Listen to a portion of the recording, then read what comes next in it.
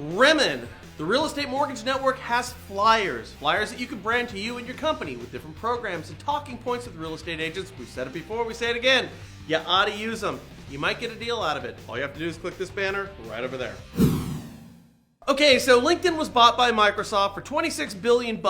Now, I'm thinking, who still uses LinkedIn, right? And what a typical Microsoft move, buying a company that I think is irrelevant, but hey, it could just be me.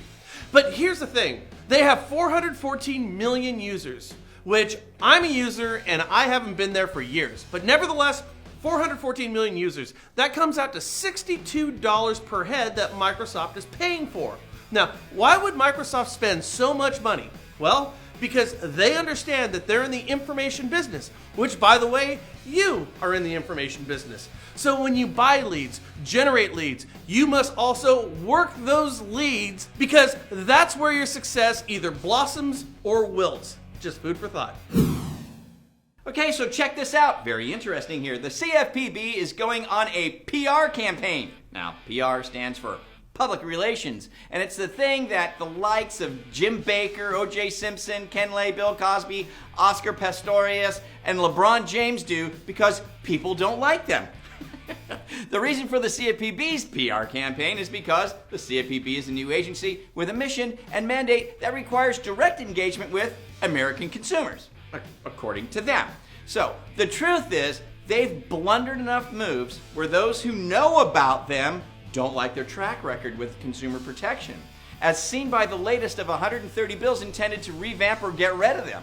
Now, in typical CFPB fashion, and part of the problem, they can spend whatever they want because they're not accountable to Congress for anything. So that's exactly what they're doing, to the tune of $15.3 million, which is more than any other agency spends on advertising, according to government records. Finance reform led by an agency that spends blindly. It's so Washington of them, don't you think?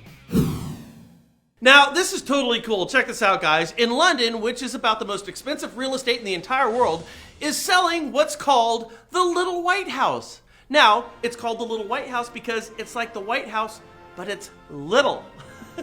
Okay, it's located inside the U.S. Embassy's security zone, which means it gets 24-hour-a-day, 7-day-a-week protection from U.S. Marines. Now, the property is in the U.S. Embassy Mayfair district, which dates back to 1732.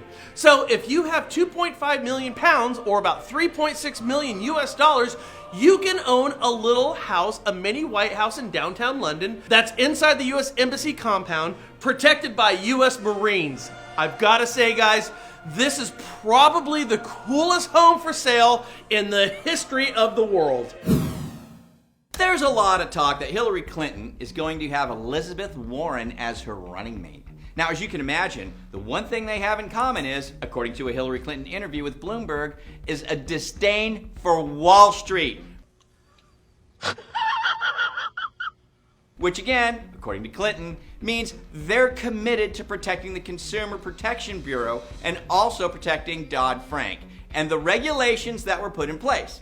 A move that will affect future mortgage liquidity, the ability to buy a house, and the overall health of the housing market. Again, just a thought. Now this one's kind of trippy. Everybody's concerned about millennials right now. I mean, why aren't they buying houses? How do I get through to them? Why are they so damn sensitive? Right? I mean, this is what we say. In real estate and lending, we're spending money and resources by the truckload trying to impress people who seemingly don't want to own property and have little concern for owning it in the future. So the natural question you should be asking right now is, well, if I don't go after millennials, who in the heck should I target, right? Baby boomers. Yep, it's still a baby boomer world, man. We all just live in it. Why do we say that? Well, get this. Baby boomers, which are people over the age of 55, control, check this out, 2/3 of the nation's home equity, or about $8 trillion. Now, that's the good news. So, who do you target? Well, you target the 30% of the nation who controls 66% of our equity. That's a good start.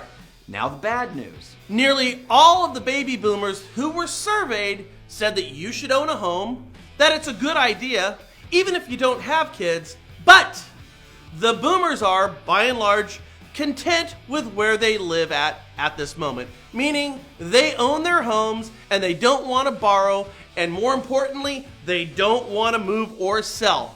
That's the bad news. I hate bad news. Let's just get back to the good news. We did say the age of this generation boomer begins at 55, if you can catch my drift.